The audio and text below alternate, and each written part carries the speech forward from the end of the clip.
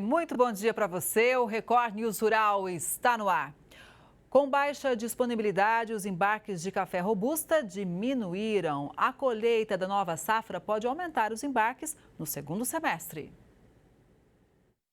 No mês de março foram embarcadas 138.600 sacas de café da variedade Robusta Verde. Esse número é 40% menor que no mês anterior e muito abaixo das mais de 862 mil sacas exportadas em março do ano passado. Os dados são do Secafé, analisados pelo CPEA. A redução nos envios vem sendo observada desde dezembro de 2024 e está relacionada à baixa disponibilidade doméstica da variedade. De acordo com pesquisadores do CPEA, a colheita da safra 2025-26 no principal estado produtor do Robusta, o Espírito Santo, começa esse mês. Com isso, a oferta do grão deve aumentar, o que vai intensificar os embarques, principalmente no segundo semestre. Produtores do Distrito Federal se destacaram em uma das principais feiras internacionais de frutas e vegetais. Eles aproveitaram o evento para fechar negócios e fazer parcerias. O Brasil produziu cerca de 44 milhões de toneladas de frutas em 2024. É o terceiro maior produtor mundial do segmento, atrás apenas da Índia e da China. Mas as exportações da fruticultura brasileira ainda são tímidas. Ocupamos a 23ª posição no ranking de países exportadores. O DF conta com mais de 2.160 hectares de áreas produtivas e cerca de 2.300 produtores rurais. Em 2023, a produção frutícola daqui alcançou 37.615 toneladas, com destaque para goiaba, abacate, limão e banana, conforme dados do valor bruto da produção agropecuária. Portanto, a participação do Distrito Federal na feira é um marco significativo. Nós levamos 12 produtores do Distrito Federal, um stand que realmente marcou presença na feira, muito movimentado todos os dias e o mais importante, nós conseguimos levar para o mundo, já que tínhamos mais de 50 países representados ali entre os compradores. Nós conseguimos mostrar para o mundo que nós temos de melhor de produção. O Distrito Federal foi destaque também na produção de frutas vermelhas, em especial o mirtilo. Fabiano Martins, produtor de mirtilo e fibra de coco. Após fechar negócio com empresas internacionais, diz que terá que quadriplicar a sua produção. Fechamos uma venda para o Paraguai e eles querem fazer a nossa representação lá no Paraguai, então essa visibilidade que a gente teve nessa Fruit Attract foi muito boa. A gente está aumentando nossas vendas em 4 a 5 vezes mais. Kiko Pérez é o guitarrista da banda Nat Roots. Além de músico, é produtor rural, cultiva frutas orgânicas no sistema agrofloresta há 10 anos. A gente teve a oportunidade de conhecer outros produtores do Brasil de avocado, né? Tem o Abacate Brasil, que junta os vários produtores para poder ter volume para exportar. Felipe Brandão, produtor de mirtilo há cerca de um ano e pretende investir no aumento da produção para o mercado interno. Hoje no mercado nacional a gente tem um mercado muito interessante também, onde os investidores estão olhando com muito bons olhos, né, para o mercado consumidor interno do Brasil.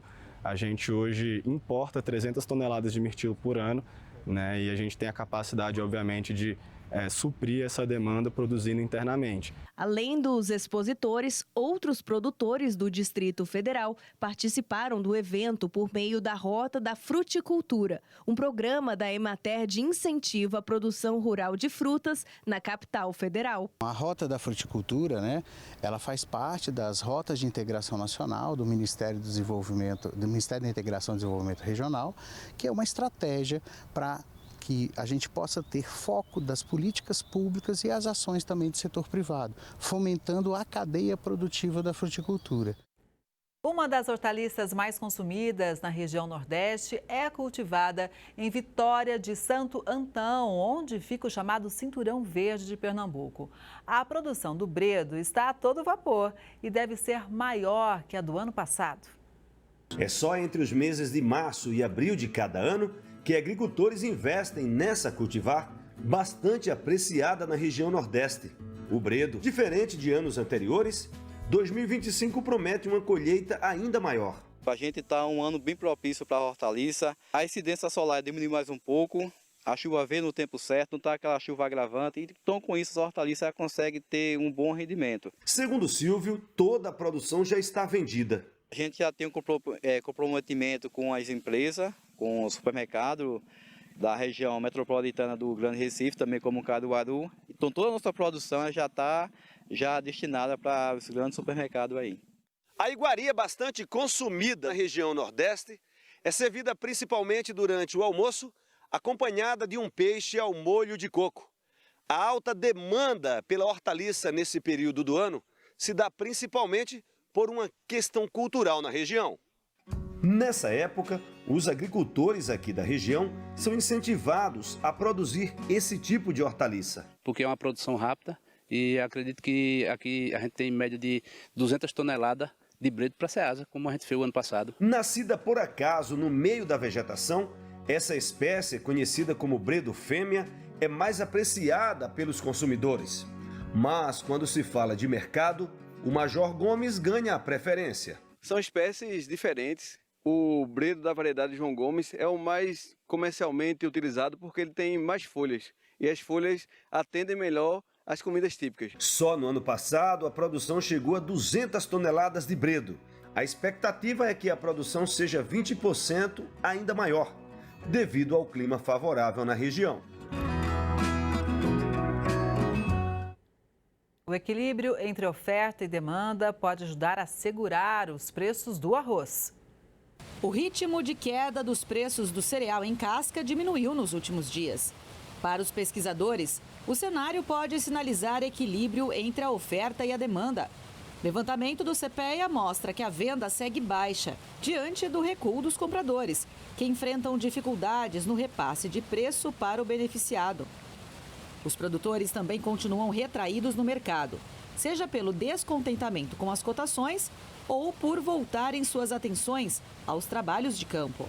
Especialistas demonstram expectativa de melhores demandas internacionais em virtude das taxações do governo norte-americano, o que pode impulsionar a busca pelo cereal brasileiro. A produção nacional de arroz em casca, estimada pela Conab para a safra 2024-2025, é de pouco mais de 12 milhões de toneladas, quase 15% maior que a safra passada. Às vezes o cavalo emagrece, tem cólica, fica agressivo, inquieto e o dono não sabe o que está acontecendo. O problema pode estar na boca. É preciso estar atento aos dentes do animal. Cavalo dado não se olha os dentes. Esse é um ditado popular que quer dizer que você precisa ficar satisfeito com o presente que recebe. Mas, na verdade, todo criador deve sim tomar cuidado com os dentes do equino. O Caio Salles é veterinário com especialização em odontologia. De acordo com ele, a saúde bucal tem papel fundamental no desempenho dos equinos. E se faz necessário em todo animal que vai ser equitado, né? Que vai ser montado, que vai ser colocado uma embocadura, né, nesse animal para montar. Muitos criadores podem ter dúvida. É preciso preocupar só com os dentes dos cavalos de esporte ou aquele animal da lida diária no campo também precisa receber esse cuidado? Hoje a gente faz muito em animais de fazenda mesmo, animais de trabalho, porque além de trazer uma qualidade de equitação, trazer uma facilidade de manuseio desses animais, a gente melhora a conversão alimentar, né? A gente faz com que esses animais sejam mais longevos, tenham uma vida útil maior, né?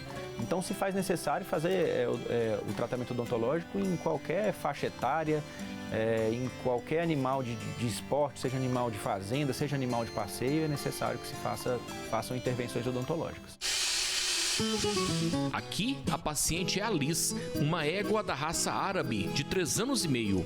Ela foi sedada para receber o atendimento do médico veterinário. O Caio, ao examinar a dentição da Liz, percebeu que ela está com algumas feridas na bochecha. Isso significa que tem algo de errado com alguns dentes. Tem-se um problema de desgaste de dente, né? Que formam pontas excessivas de esmalte. E essas pontas excessivas de esmalte, elas vão causando lesões, né, na bochecha desse animal. Então a gente vai fazer aqui um trabalho de abrasão desses dentes, né, que seria lixar esses dentes para acabar com essas pontas excessivas de esmalte. Se tratando de problemas nos dentes dos cavalos, alguns sinais são bem característicos, como por exemplo, a perda de peso, dificuldade para mastigar ou engolir. Além disso, tem também a queda do rendimento do animal. Tem animais que às vezes a gente encontra buchas de capim nos coxos desse animal, nos lugares onde ele fica mais tempo, né? São sinais de que o animal não está tendo uma mastigação adequada.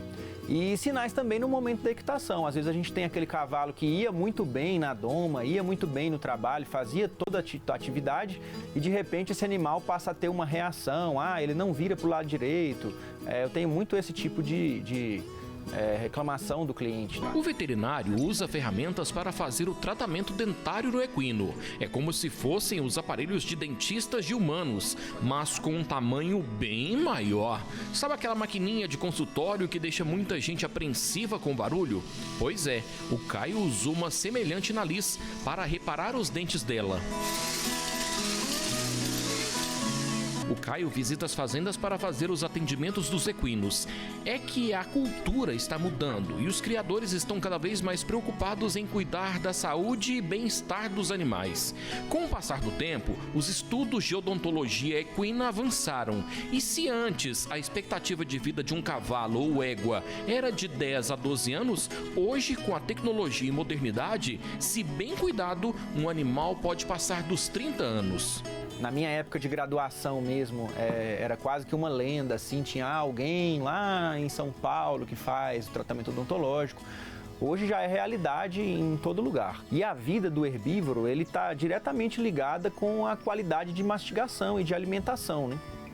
Então, a gente consegue estender muito a vida desse animal, trazendo qualidade de vida dele por um longo período, fazendo com que ele tenha vida útil maior durante um longo período e assim aumentando a vida útil desse animal por muitos e muitos anos mesmo, né?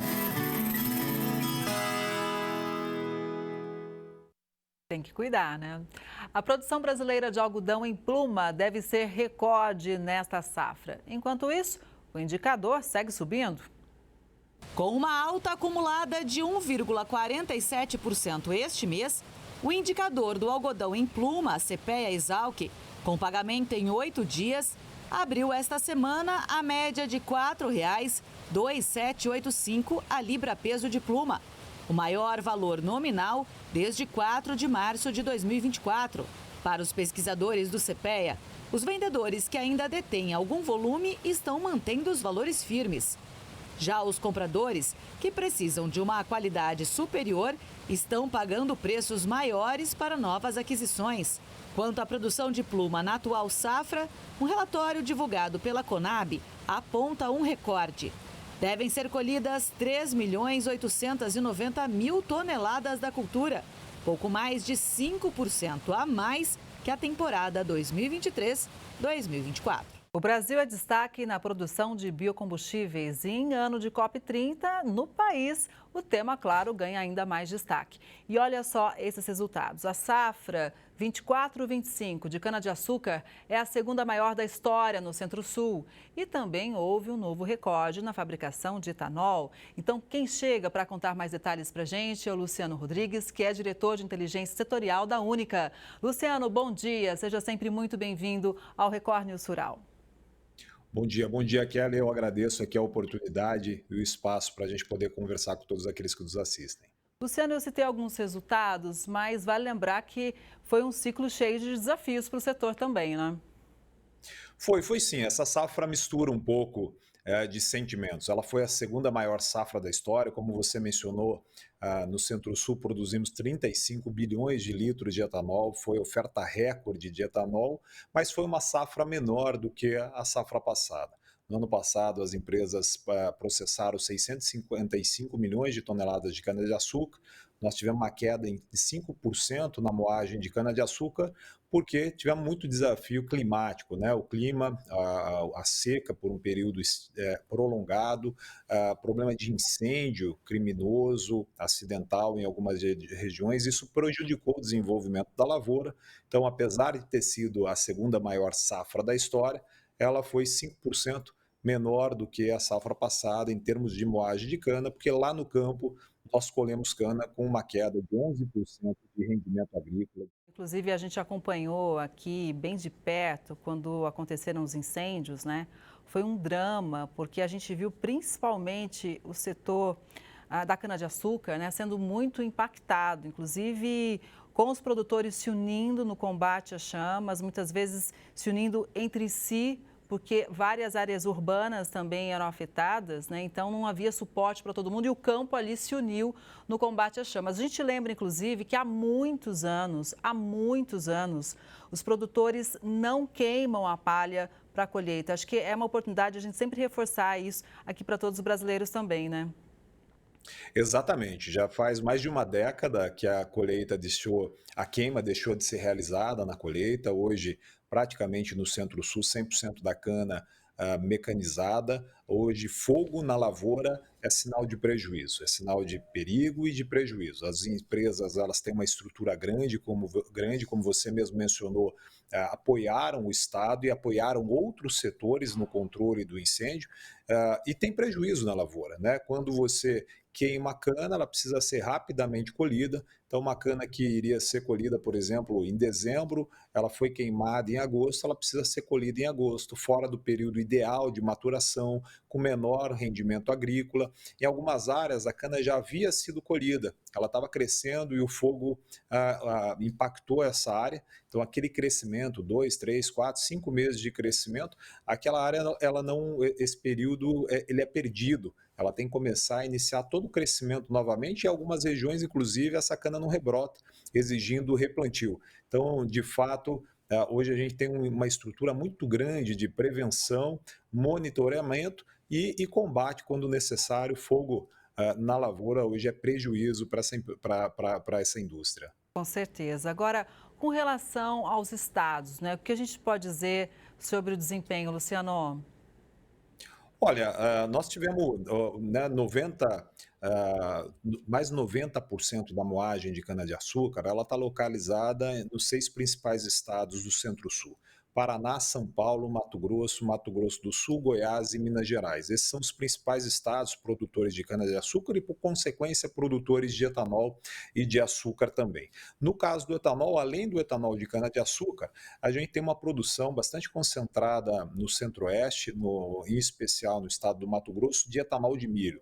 A produção de etanol de milho cresceu cerca de 30%, um pouquinho mais de 30% esse ano, né? Deve atingir 8,2 bilhões de litros e representou quase 25% da produção de etanol no país. Então, hoje a gente tem uma estrutura muito mais diversificada nesses estados, né, uma espacialização da produção de cana-de-açúcar e um complemento importante da produção de etanol a partir do milho, reforçando a oferta desse biocombustível aqui no mercado nacional em todo o ano, né, ao longo dos 12 meses do ano.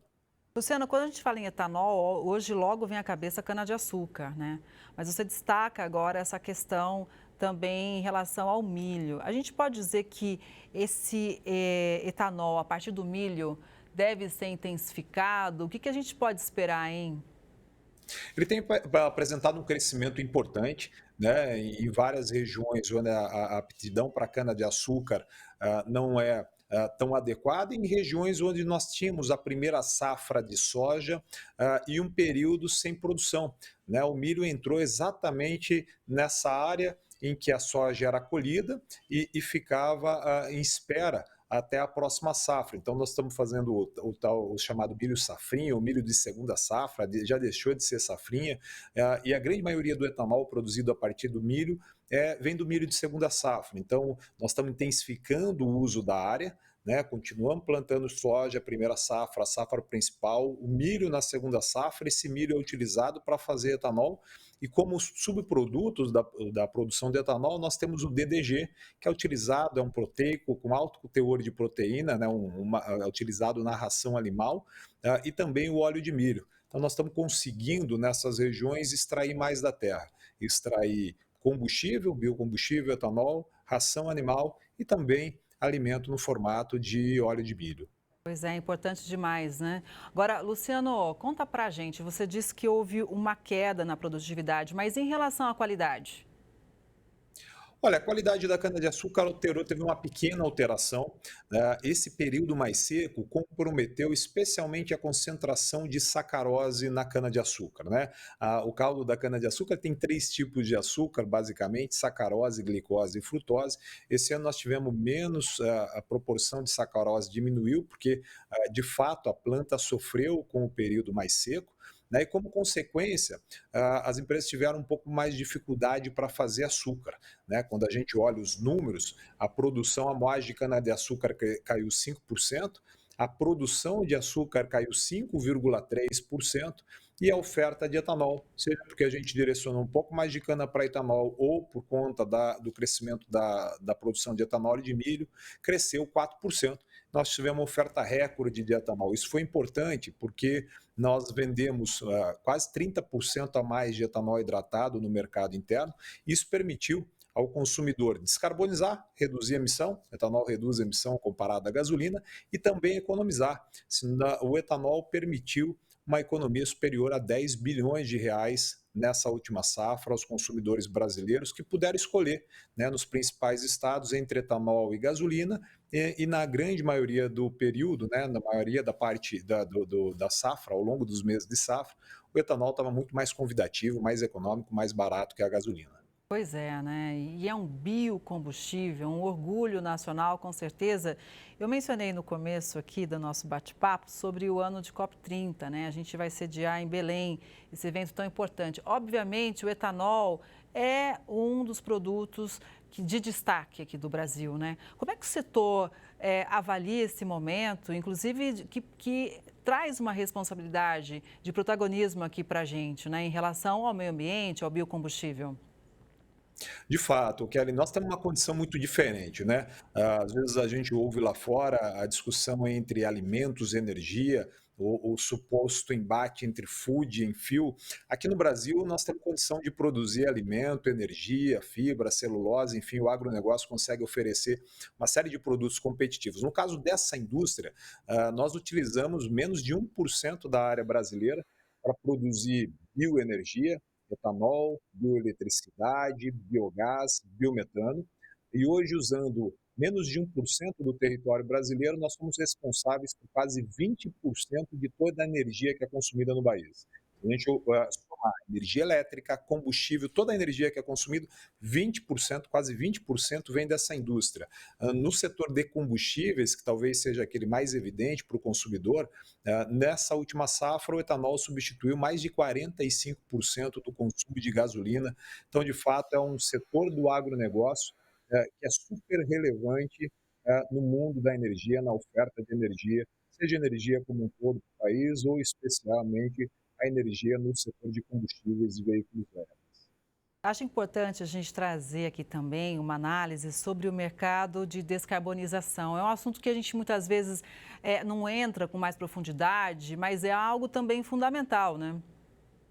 Sim, essa indústria desde 2020, a nova política, a Política Nacional de Biocombustíveis, também conhecida como RenovaBio, permitiu que essa indústria passasse a vender esse serviço de descarbonização, a comercializar um título chamado Crédito de Descarbonização, usualmente conhecido como CBIOS. Então, hoje nós temos mais de 90% da produção brasileira de biocombustíveis auditada, né?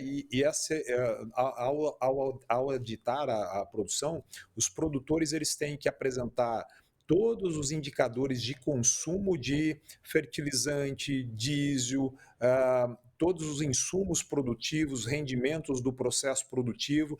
Eles precisam, nesse processo de auditoria, de certificação, inclusive garantir o desmatamento zero.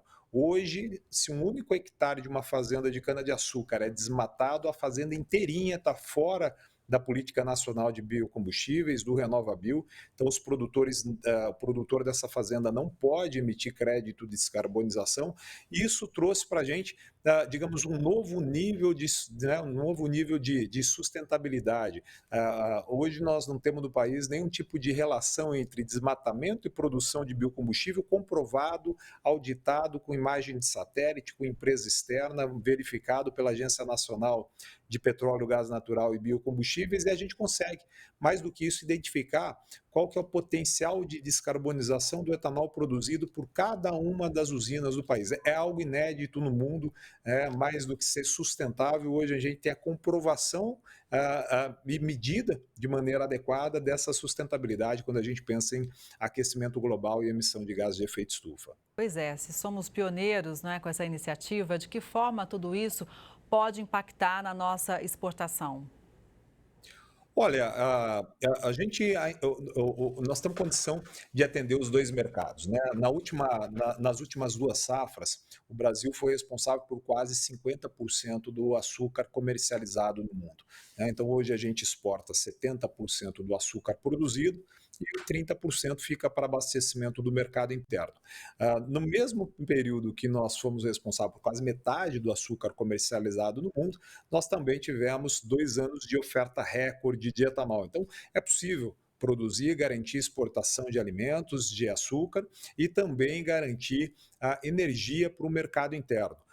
E essa sustentabilidade do etanol brasileiro, obviamente, posiciona o produto brasileiro para que possa participar no médio e longo prazo de programas de descarbonização em outros setores. Nós estamos vendo agora a discussão sobre descarbonização do setor aéreo, né, com o uso de combustível sustentável de aviação, biocombustível para substituir o querosene de aviação. Nós estamos tendo, inclusive, nessa semana, discussão sobre o uso de biobunker, né, um biocombustível para descarbonizar o setor marítimo.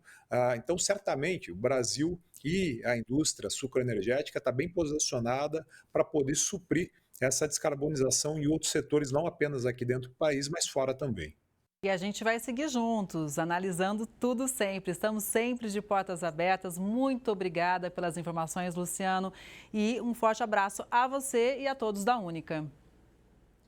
A gente que agradece mais uma vez a oportunidade de estar aqui discutindo e o interesse de vocês em levar esse tipo de informação para todos aqueles que participam e nos assistem aqui.